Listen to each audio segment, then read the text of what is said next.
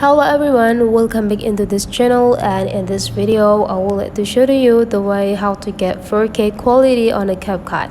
So sometimes whenever we edit the video or photo in any editing applications, the quality of the media will be automatically decreased. So that to prevent that to be happen, you just need to set the quality before you save your editing. So to get a 4K quality on a CapCut, you just need to take a look on this upper side before you exporting the media. So you just need to go click this 1080p, and you just need to change from this 1080p into 2K or 4K, but you need to make sure that you are dealing with the file size that you will get, because the highest the resolution, the highest the frame rate, you will get the highest or the bigger size for the files.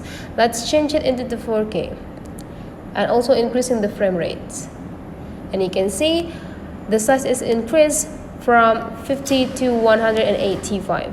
So that's the way how to get 4K quality on CapCut. Hopefully this tutorial today is useful for you. Don't forget to leave some comment, like and subscribe into this channel, and I'll see you for the next video.